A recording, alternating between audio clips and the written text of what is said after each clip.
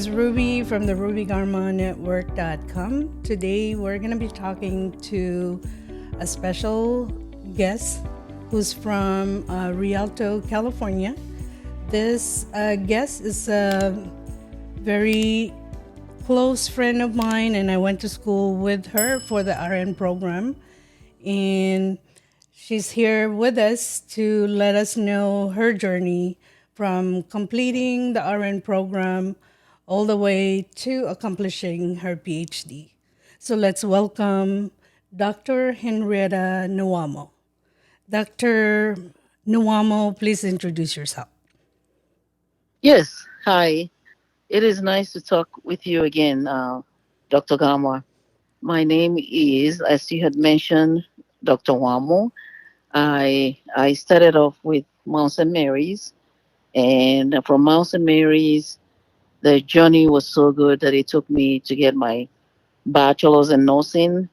Upon completion of bachelor's in nursing, I decided to move on and get a master's in nursing education. And during my master's in education journey, I thought, yeah, I need a terminal degree, but if I stop with my master's, I'm not meeting that goal. So I decided to take it to PhD, and I graduated with my PhD. And during my PhD, I thought, well, what would use my PhD? Where would I use it? How are these going to make a change? So my vision was to join Cal State. And because I live in Rialto, there is a Cal State San Bernardino next to me, about 20 minutes drive. Mm-hmm. So I began to lay foundation to join Cal State. And by so doing, I pick up an adjunct lecturer. And I did that for about a year or two. And opportunity came.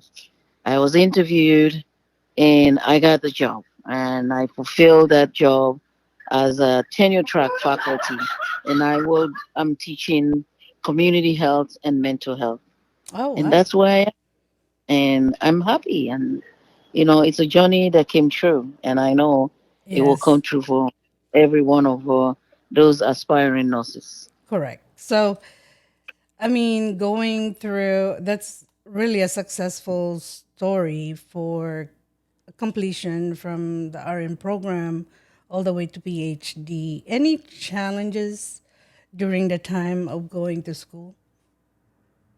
Yes, of course, there are lots of challenges. Yes. But one thing that I noticed during this journey is to stay focused. Hmm. Because if you stay focused, you know what you want, you're working towards that goal, you will get there eventually. One of the challenges that I had was funding. Okay. You need not only are you paying that tuition during your PhD, you will come across dissertation. Correct. And dissertation, if you don't have anybody that fund you, you will be funding it yourself, and that costs a lot of money. Yeah. And I was lucky. I was lucky that I was able to accomplish that with the support of my family, Hmm. and it's quite a challenge. And another challenge is getting your resources. Correct. If you don't get a good resources, a good scholarly journal, you write all this paper, you go through your dissertation chair, and they'll say no, you have to redo it. Redo Those are it. the challenges that, yeah, that we face. But again, keep the goal. It's Yes. gonna be achieved. Yes. Did you have to hire a statistician or an editor to edit your writing, the dissertation? Yes, I did. Okay. Because statistics is not my forte. Hmm. So I know that for me to do a good job, I will need a statistician. Yes. And I did. I found a statistician. And fortunately for me, the statistician is also an editor who edited the Oh, paper. okay. And yeah, and it made my work a lot easier. Yes. And it's worthwhile doing so. Yes. Oh, that's good. That's good to know. Yeah. remember when we were still going, trying to complete our RN program at Mount St. Mary's. Did you remember the name of the teachers that we have? Um, some of the teachers that we had at that time, their names are kind of vague to To me you? now. You Yes, remember because Becky? I even I forgot remember. the last name. And then Yeah, because Tori Dofal I or forgot. something. But Tori Yes. was an light for me because at that time, Tori was teaching community health. Yeah. We Okay.